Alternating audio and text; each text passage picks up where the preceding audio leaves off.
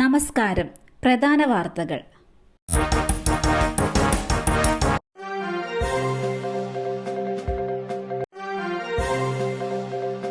Ration card mustering നാളെ പുനരാരംഭിക്കും. Ration card അംഗങ്ങളുടെ മസ്റ്ററിംഗ് നാളെ പുനരാരംഭിക്കും. പ്രധാനമായും മുൻഗണനാ വിഭാഗത്തിലെ മഞ്ഞ, പിങ്ക് കാർഡ് അംഗങ്ങളുടെ മസ്റ്ററിംഗ് ആണ് നടത്തുന്നത്.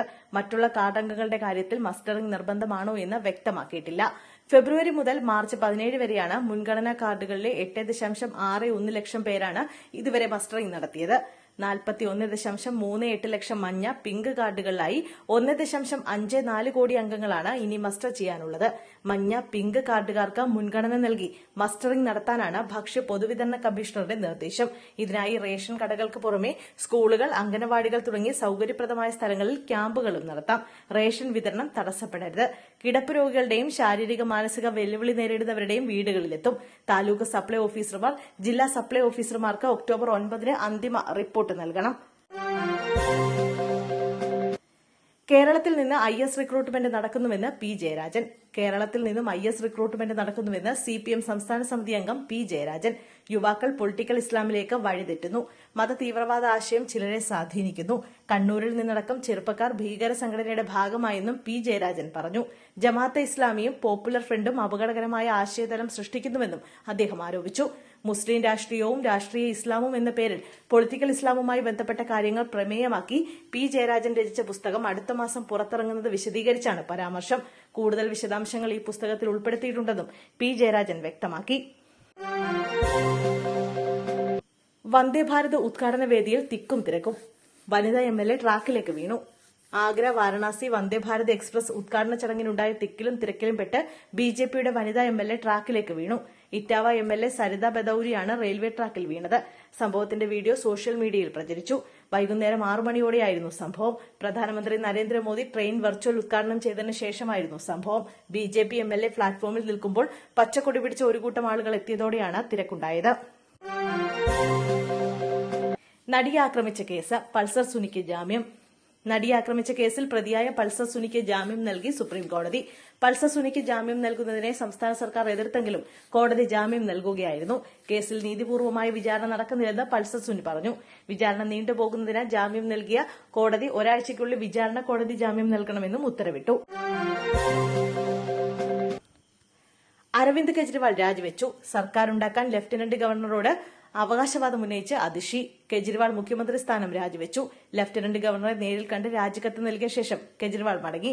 ഒപ്പമുണ്ടായിരുന്ന അതിഷി മർലേനയും സൌരഭ് ഭരദ്വാജും ഗോപാൽ റായും ലഫ്റ്റനന്റ് ഗവർണറുമായി നടത്തിയ കൂടിക്കാഴ്ചയിൽ അതിഷി പുതിയ സർക്കാർ രൂപീകരിക്കാൻ അവകാശവാദം ഉന്നയിച്ചു. പുതിയ സർക്കാരിൽ പ്രധാനപ്പെട്ട വകുപ്പുകൾ ആരൊക്കെ കൈകാര്യം ചെയ്യുമെന്ന ചോദ്യമാണ് പ്രധാനം. 2 ദിവസത്തിനു ശേഷം ദില്ലിയിൽ AAP ബഹുജൻ റാലി നടത്താനും തീരുമാനിച്ചിട്ടുണ്ട്. ഇന്നലെ കെജ്രിവാൾ രാജിപ്രഖ്യാപനം നടത്തിയ പശ്ചാത്തലത്തിലാണ് പുതിയ മുഖ്യമന്ത്രിക്കായി AAP ചർച്ച നടത്തിയത്. ഇന്ന് രാവിലെ ചേർന്ന MLAമാരുടെ നിർണായക യോഗത്തിൽ അതിഷി മർലേനയെ മുഖ്യമന്ത്രിയായി തീരുമാനിച്ചു. മൈനാഗപ്പള്ളി കാർ അപകടം, അജ്മലിന്റെ ലൈസൻസ് സസ്പെൻഡ് ചെയ്യും. മൈനാഗപ്പള്ളിയിൽ സ്കൂട്ടർ യാത്രക്കാരിയെ ഇടിച്ചിട്ട് കാർ കയറ്റി കൊലപ്പെടുത്തിയ കേസിൽ നടപടിയുമായി മോട്ടോർ വാഹന വകുപ്പ്.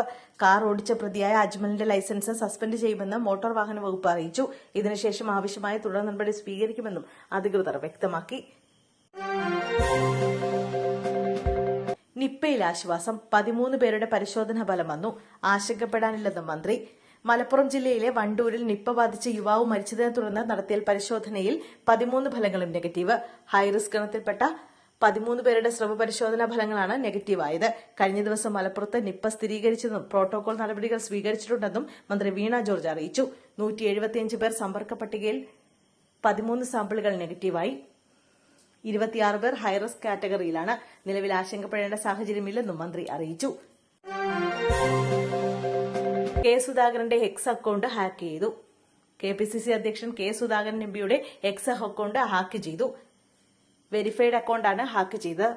ഹാക്ക് ചെയ്യപ്പെട്ട പേജിന്റെ പാസ്വേഡ് ഉൾപ്പെടെ അജ്ഞാതർ മാറ്റിയതിനാൽ പേജിന്റെ നിയന്ത്രണം ഏറ്റെടുക്കാൻ ഇതുവരെ കഴിഞ്ഞിട്ടില്ല. അതേസമയം പേജ് ഹാക്ക് ചെയ്തവർക്കെതിരെ നിയമ നടപടി ആവശ്യപ്പെട്ട് സുധാകരൻ DGPക്ക് പരാതി നൽകി. പഴയ പേജ് തിരികെ കിട്ടുന്നതിന് വേണ്ട നടപടികൾ സ്വീകരിക്കണമെന്ന് ചൂണ്ടിക്കാട്ടി എക്സിന്റെ അധികൃതർക്കും അദ്ദേഹം കത്ത് നൽകി.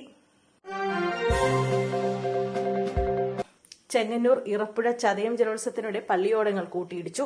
തുഴച്ചിലുകാരൻ മുങ്ങി മരിച്ചു. ചെങ്ങന്നൂർ ഇറപ്പുഴ ചതയം ജലോത്സവത്തിനിടെ പള്ളിയോടങ്ങൾ കൂട്ടിയിടിച്ചുണ്ടായ അപകടത്തിൽ തുഴച്ചിൽക്കാരൻ മുങ്ങി മരിച്ചു. മുതവഴി കോടിയാട്ടുകര പള്ളിയോടങ്ങളാണ് കൂട്ടിയിടിച്ചത്. അപകടത്തിന് പിന്നാലെ മുതവഴി പള്ളിയോടത്തിലെ തുഴച്ചിൽക്കാരനായ വിഷ്ണുദാസ് എന്ന അപ്പുവിനെ കാണാതാവുകയായിരുന്നു. ഇയാളെ ഫയർഫോഴ്സ് കണ്ടെത്തി ആശുപത്രിയിൽ എത്തിച്ചെങ്കിലും രക്ഷിക്കാനായില്ല. അപകടത്തെ തുടർന്ന് സ്ഥലത്ത് സംഘർഷമുണ്ടായി. ഇതോടെ ജലോത്സവം ഫൈനൽ മത്സരം ഉപേക്ഷിച്ചു. രാജ്യത്ത് ബുൾഡോസർ രാജിന് തടയിട്ട സുപ്രീംകോടതി. അടുത്ത മാസം 1 വരെ കോടതി അനുമതിയില്ലാതെ ഒരു കെട്ടിടവും പൊളിക്കരുതെന്ന് ഇടക്കാല ഉത്തരവിൽ സുപ്രീംകോടതി നിർദ്ദേശം നൽകി.